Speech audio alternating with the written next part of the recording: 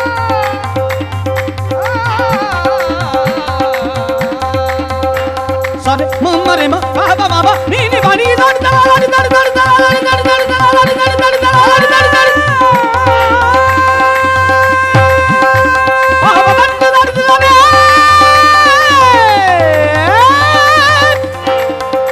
निदा निदा ने जाने निदा पानी मा पादिल दड़ दड़ नी बाबा मामा रे ने सरदरी रे सरदा मामा ने मामा मामा नी दड़ दड़ दड़ दड़ दड़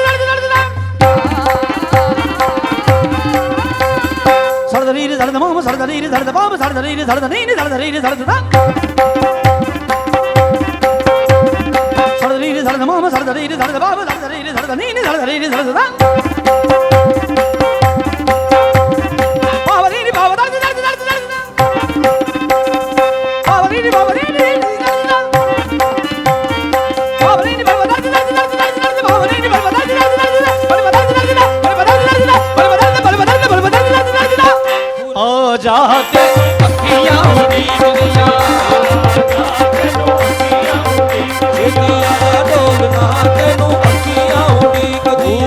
पूरे दी हवा चले दिल मेरा डोलदा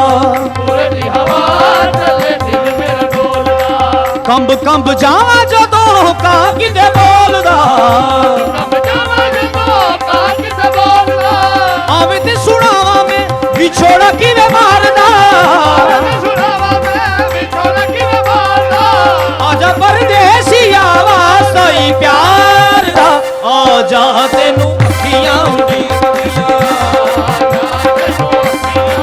ओ छेती आजा डोलना तेनू अखियां उड़ीकदियां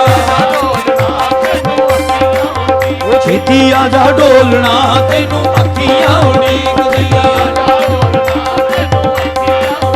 छेती आजा डोलना तेनू अखियां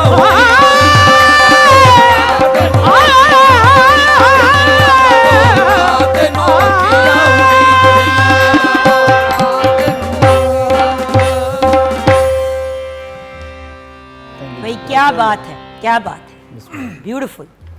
हमने एक्चुअली कुछ और सुनना था, लेकिन ब्रेक में एकदम से मुझे ख्याल आया कि अखियां उड़ीक दिया, बिकॉज इट्स बचपन। For me it's actually my बचपन। बहुत से लोगों के लिए तो ये लेटर ऑन उन्होंने सुना ना, मेरा तो इट्स एक्चुअली माई बचपन। सो मेरे लिए तो वो इतनी एक इसके मतलब किसी भी आप खान साहब की अगर किसी भी एस्पेक्ट को टच करें तो सच्ची बात है कि वो आप स्क्रैच करेंगे तो एक दरिया निकलेगा ऑफ इन्फॉर्मेशन। पर्सनैलिटी की मैंने बात करनी है, मगर मैं शुरू करूंगी राज भाई आपसे, क्योंकि आपकी उनसे मुलाकात नहीं थी, लेकिन ऑफ कोर्स आपके पास भी इंफॉर्मेशन है। उनकी एक पब्लिक इमेज थी, वेरी आजिज, वेरी, तो उनकी पब्लिक इमेज क्या थी, एंड देन आप सर बताएंगे कि पब्लिक प्राइवेट में डिफरेंस क्या था। जी सर। अच्छा, नुसरत फ़तेह अली खान साहब, आपको पता है कि ये फैसलाबाद की पैदाइश है और परवेज़, असल नाम इनका परवेज़ था पहले, और फिर किसी बुज़ुर्ग की निगाह से उनका नाम जो है वो नुसरत फ़तेह अली खान किया गया, बदला गया, और अपने बड़ों से उन्होंने सीखा। बड़ों से सीखने के बाद उस परवेज़, जो कि बड़ा लाडला है परवेज़ जो है, ये 4 बहनों के बाद का बच्चा है। 4 बहनों के बाद भाई है, और फिर फ़र्रुख साहब हैं जो राहत फ़तेह अली खान के वालिद साहब हैं। और पहले उनका गाने का मतलब वालिद साहब का कोई ऐसा मूड नहीं था कि इनको गायकी की तरफ लाया जाए, और परवेज़ का अपना भी कोई इतना मूड नहीं था कि वो गायकी की तरफ आएँ। अब्बा जी हमेशा की तरफ वो जो डॉक्टर इंजीनियर है उसी की तरफ लेके जाना चाहते थे, लेकिन फिर नुसरत फ़तेह अली खान साहब ने अपने वालिद के चेहलम पे पहली दफ़ा जो पब्लिक परफॉर्मेंस जिसे कहते हैं वो की, और फिर उसके बाद तो खैर वो उस्ताद नुसरत फ़तेह अली खान हो गए। लेकिन मैं समझता हूँ कि एक और बात जो हमेशा उनके क्रेडिट पे जाती रहेगी कि उन्होंने राहत फ़तेह अली खान को जो है ट्रेंड किया।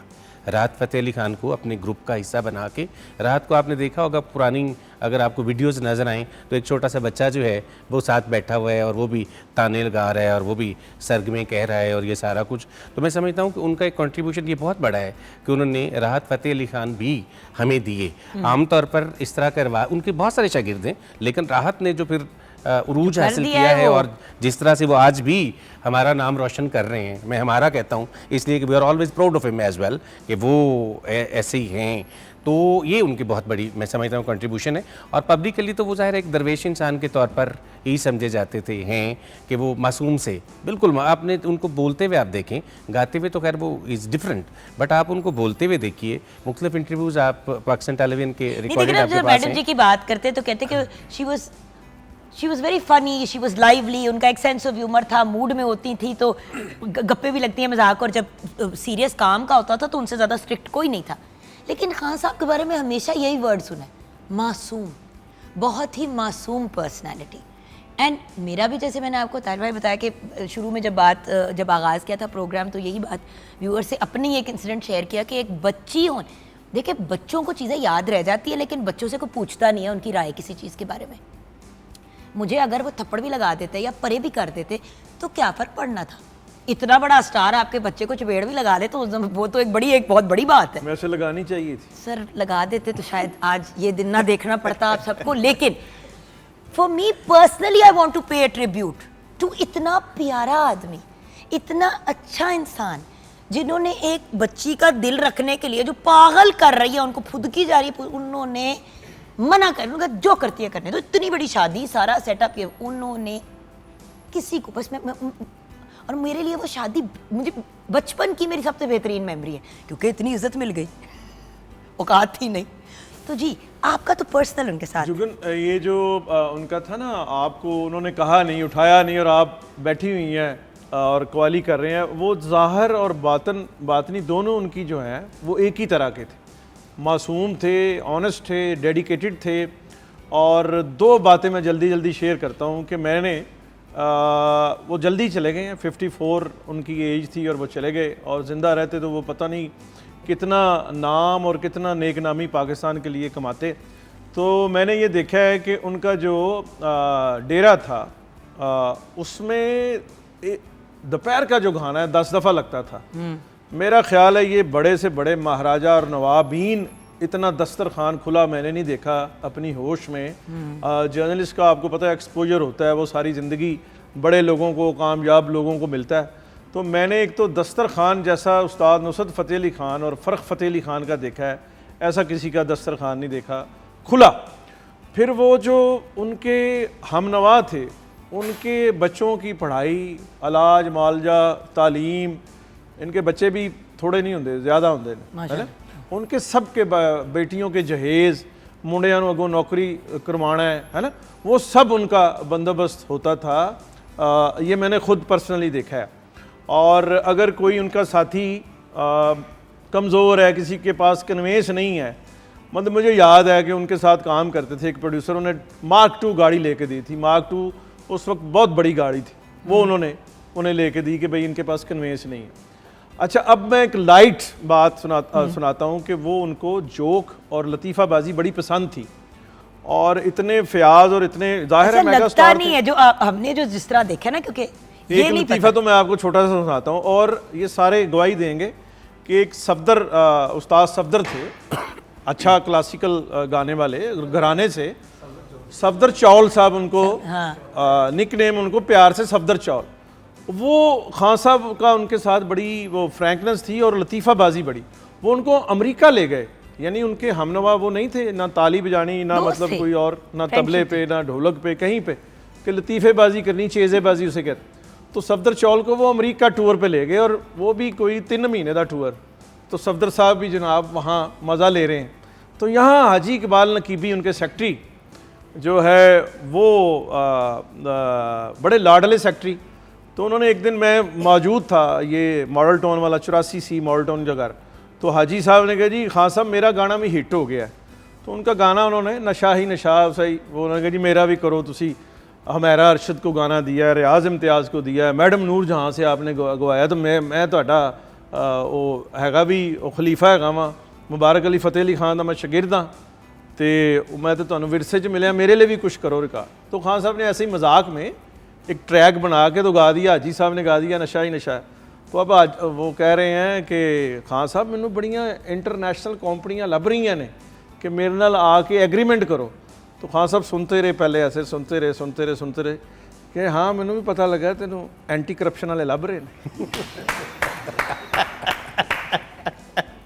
ये फैसलाबाद से जुगत आई है, ये जुगत जो है ये फैसलाबाद की है, ये बड़ी मखसूस उस इलाके की है जुगत। और फिर देखें उन्होंने अपना जो जुगन एक इंटरनेशनली जो सेंसिटिव बड़े मेगा स्टार जो करते हैं कि जब आपका स्टारडम बन जाता है तो आप सोसाइटी को क्या देते हैं, उन्होंने इतनी चैरिटी की।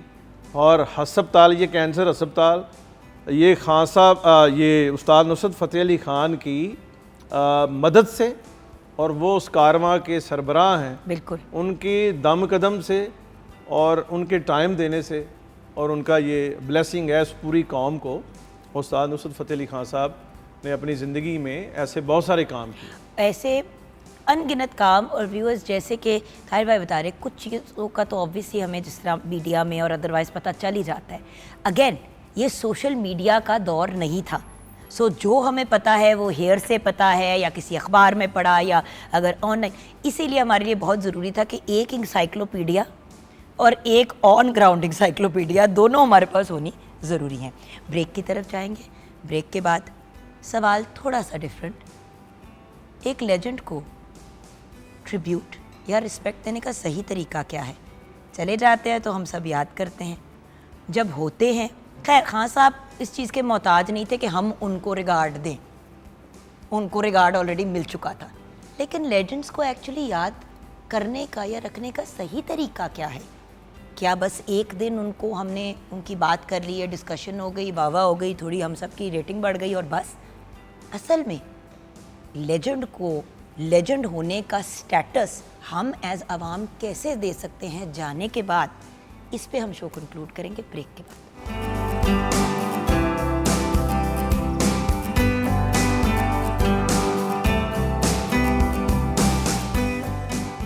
Welcome back from the break viewers. मैं आपसे शिकायत करना चाहती हूँ व्यूअर्स कि ये जो लड़की जिसकी तरफ अब हम मुतवज्जो होने वाले हैं 1.5 सेकंड के लिए, इन्होंने हरकत क्या की है, इन्होंने एक तो चने बनाए, फिर सोचा कि यार मैंने बताया था व्यूअर्स को, तो अंडे भी उन्होंने उबाल लिए और कोफ्ते भी जो उन्होंने गए थे वो भी बना के सारा कुछ ही चनों में डाल दिया। अच्छा मजेदार ये बात मुर्ग चने से घड़मस चने बना दिया आपने। नहीं, देखिए मेरी बात सुने, बेस उधर देखो हाल क्या हो रहा है मेरे भाई मैंने का, बेस हंस रेडी हंस के बेहोश हो गए। मैंने बेस रेडी की है और उसके बाद जो है बेसिकली मैंने उसके अंदर जो है वो कोफ्ते और अंडे ऐड किए। अभी जब मैंने इसको सर्व किया है तो मैंने उसमें कोफ्ते और अंडे ऐड किए हैं। बेसिक जो आपको उसका फ्लेवर मिलेगा वो आपको मुर्ग चनों का ही मिलेगा। अब आपने मुझे उसका कितना एक टास्क दे दिया था कि तुम एक तो पीटीवी, ऊपर से लाहौर, ऊपर से आप हब में खड़ी हैं इस वक्त जहाँ पे चने बनते हैं, तो मिलता तो वहाँ पे सब कुछ ही है। मौसीकी की जुबान में कहते हैं मिशर मेल चने। इस मिशर मेल, थैंक यू फॉर योर मिशर मेल। वीकेंड होपफुली हमारे व्यूअर्स का अच्छा गुजरेगा आपके मिशर मेल पे। तो सर जी अब आ जाते हैं अपनी गुफ्तगू को कंक्लूजन की तरफ। Thank you so much Anam आपका। बढ़ते हैं रियाज भाई आपकी तरफ। लेजेंड को याद रखना, लेजेंड को ट्रिब्यूट पेश करना, आप खुद हमारी पीटीवी की फैमिली का इतना अहम हिस्सा है, क्या कहेंगे आप? मैं समझता हूँ जुगन जी के इसके हवाले से जो भी जिनको आप लेजेंड करार दे देते हैं, और वो जाहिर है लेजेंड करार देने के लिए मीर साहब जैसे बड़े लोगों का होना ज़रूरी है, जो उनको शुरू से लेकर आखिर तक जानते हैं और जिन्हें पता है उस स्ट्रगल का भी पता है, उस तमाम तर जद्दोजहद जो उन्होंने की होती है उसका पता होता है। जब आप लेजेंड करार दे देते हैं तो एक तो उसकी रोटी रोज़ी के लिए कुछ ना कुछ ज़रूर हो जाना चाहिए। मतलब वो कोई ज़रूरी नहीं है कि जिसको आप लेजेंड करार दे दें वो till the death till the end वो वैसा का वैसे ही मारूफ और वैसा का वैसा मकबूल रहे। उसके लिए कुछ ना कुछ ज़रूर कर लेना चाहिए हुकूमती सतह पर उनके लिए, खाने पीने के लिए। और उसके साथ साथ उनके नाम से कोई अकेडमी बन सकती है, कोई दफ्तर बन सकता है, कोई हॉल बन सकता है, कोई सड़क बन सकती है, ताकि वो कुछ देर तक याद रखे जाएँ, आने वाली जनरेशन को उनके हवाले से पता चले। नुसरत फ़तेह अली खान साहब के हवाले से आपकी और मेरी कोई जिम्मेदारी नहीं है भैया एज एंकर्स, हम सिर्फ वो चीज़ दिखाते हैं व्यूअर्स को जो वायरल होती है। सॉरी, हमसे मुराद आप, मैं और प्राइवेट सेक्टर के सारे एंकर्स, क्योंकि देखिए एंकर तो एंकर है, हम एक ही बरादरी का हिस्सा है हम सारे, और जर्नलिस्ट की बात करें तो हम सब एक ही बरादरी का हिस्सा है ताहिर भाई, राइट? सो अल्टीमेटली वही वाली बात है कि क्या हमारी जिम्मेदारी नहीं बनती? हमने भी तो जाना है, हमें पीछे से हमारे ही बरादरी के लोग याद करेंगे तो अगलों को पता चलेगा ना। बिल्कुल, डॉक्टर कम्युनिटी में तो सबको पता है कि डॉक्टर अदीब रिजवी कौन है, हर बंदे को पता है, मतलब हर बंदे को, डॉक्टर्स वगैरह अपनी कम्युनिटी में हर किसी को पता है कौन है, और वो उनके बारे में बात भी करते हैं हर फोरम पे। हम वायरल की बात करते हैं बस। मेरी और आपकी जिम्मेदारी यकीनन है, जो हम लोग माइक पे बैठने वाले लोग हैं, हमारी जिम्मेदारी है कि हम अपनी वो तमाम तक जो हम फेम हासिल कर रहे होते हैं, वो जो हमारी स्कोरिंग हो रही होती है, उसमें कहीं ना कहीं उन बड़ों का जिक्र इसलिए कर लें कि हमने भी उसी लेवल पर जाना है, और हमारे जाने के बाद भी लोग हमें थोड़ा सा याद कर लें। नुसरत फ़तेह अली खान साहब का कमाल ये है कि कवाली को तो खैर उन्होंने उरूज दिया, उन्होंने फिल्मी मौसीकी में भी अपना कंट्रीब्यूशन दिया, उन्होंने जो फिल्मी गाना है उसको भी दिया, और उन्होंने गज़ल भी गाई, उन्होंने गीत भी गाए, और हर चीज़ में कमाल किया। उनको हम बहुत देर तक नहीं, हमारी आने वाली नस्लें भी उन्हें याद रखेंगी। एंड आज का दिन ख़ास तौर पे उनका है, उनको हमारा बहुत सारा सलाम, उनकी ज़िंदगी को भी, उनके बाद भी। जी ताहिर, जुगन दो बातें हैं। एक तो जब उस्ताद नुसरत फ़तेह अली ख़ान को ट्रिब्यूट पेश करें तो उसी वक्त उस्ताद फ़र्ख फ़तेह अली ख़ान उतना ही बड़ा, ये दोनों भाइयों की जोड़ी थी, और बाजा जो साज़ है पानी और समंदर उन्होंने किया है, फ़र्ख फ़तेह अली ख़ान साहब उतने ही बड़े आर्टिस्ट थे। एक बात।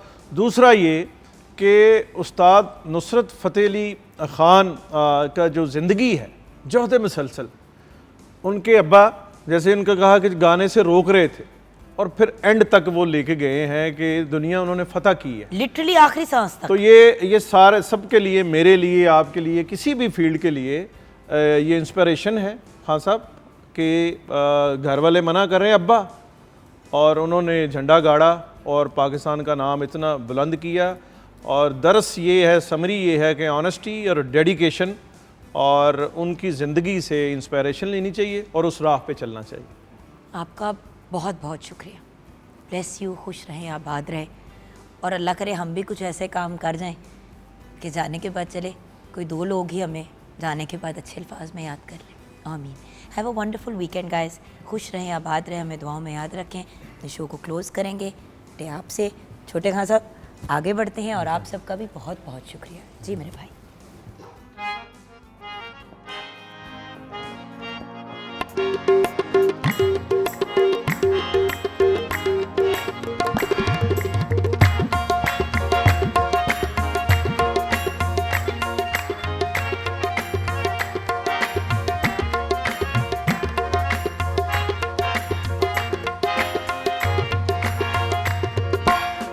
ग म प नि दा ग रे दा नि दा ग म प नि दा प म ग रे दा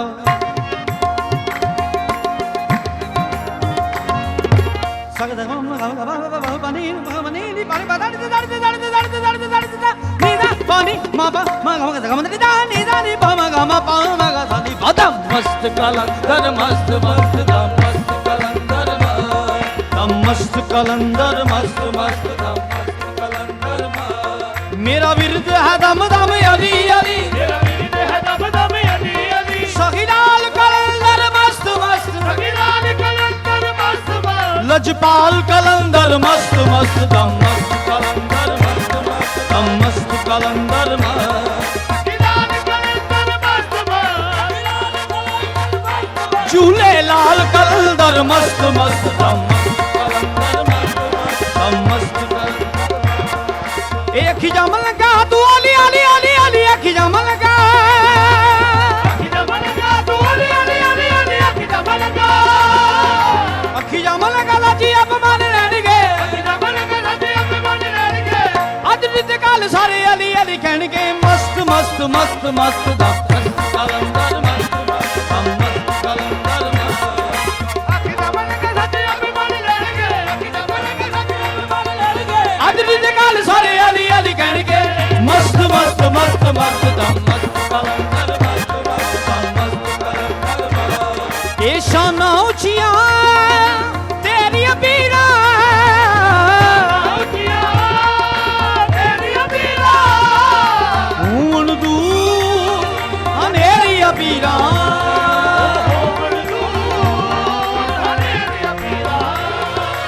आशा है बथेरी पीड़ा सुन अर्जा अज मेरी पीड़ा वो मेरा विरद है दम दम अली अली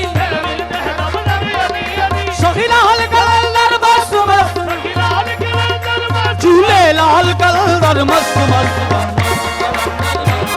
दम मस्त कलंदर सखी लाल कलंदर मस्त मस्त झूले लाल कलंदर मस्त मस्त दम ये नजर करम दी भावी साइया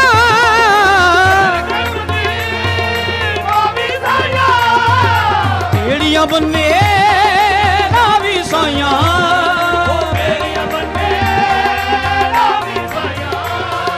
फुलना किधरे जावी साइया लगियां तो निभावी साइया मेरा विरद है दम दम अली अली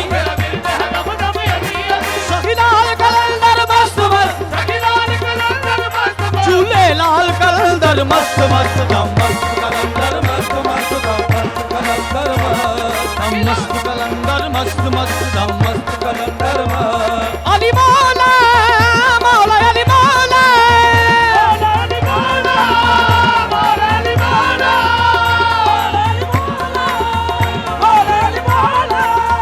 दादा गारी दी दादा दादा रे दादा मा दादा रे दादा मा गा रे गा मा पा गा सा सरदा दी रे सरदा गा रे मा मा गा मा गा बा बा बा दी दी बल बदल के बल बदल के बल बदल